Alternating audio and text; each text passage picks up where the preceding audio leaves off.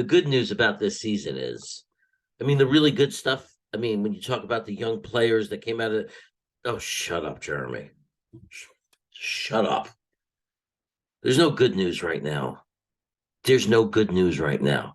I don't want to hear about it. I don't want to talk about it. I don't want to talk about the young players or anything like that right now. Maybe in a month. I don't know. Maybe in a week. I don't know. But right now, this team was a bunch of chokers. It was garbage. They were quitters. And I hate when people say they worked their butts off. No, they didn't. If they worked their butts off, then get them out of town because they're not good enough. That's working your butts off. That disgusting, vile performance the last 2 weeks of the season is working your butts off. That's the best they can do. Oh, because they're beat up and injured. Then you're horrible coaches for having guys out there that are beat up and injured playing instead of healthy guys. I don't care. Put in healthy guys if they're beat up and injured and they're that bad. That's why there's called sitting guys, a place called the bench. If they're healthy enough to play, then they're expected to be able to do the job. Otherwise, you put in somebody who's healthy.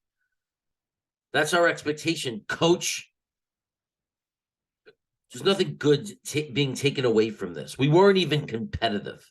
It wasn't like we came out and played tough, and Jacksonville and Seattle played well. You have to give them credit. No, you don't. We don't know how well they played because we played like trash. And with the exception of a couple of players, trash, quitters, and losers. Losers who can't catch a football. Losers who can't make a block. Losers who quit, who had no energy. Show-offs who need to try to make big hits to make themselves look good, but don't know how to wrap their arms around and tackle a guy. You know who I'm talking to, you overpaid free agent acquisition. Gotta go. It's time to clean house of the bad.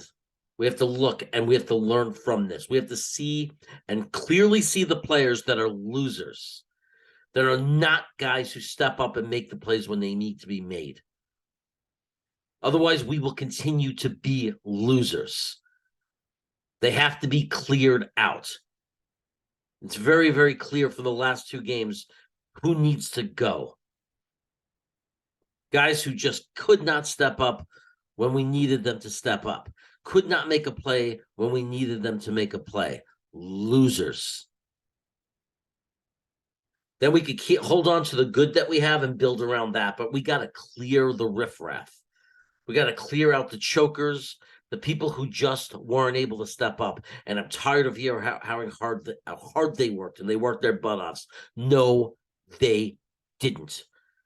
We'll watch the All 22 when it comes out, but I don't even need to. I saw it.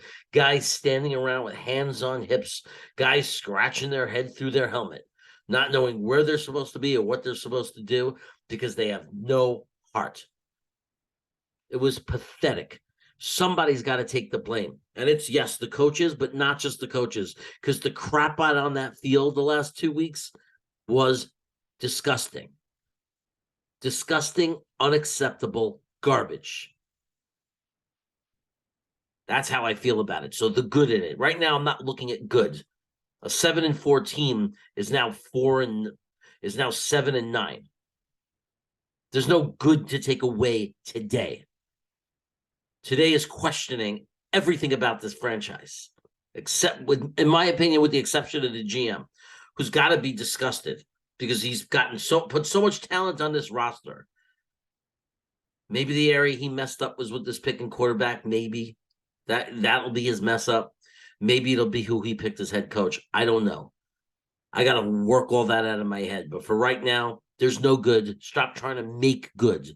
Just freaking accept that our team let us down in an epic collapse and be pissed about it and demand better as a fan base. Not going to be very popular with this video, but if you want, you could still subscribe anyway. And I guess for next year, when we get rid of these losers, go Jets.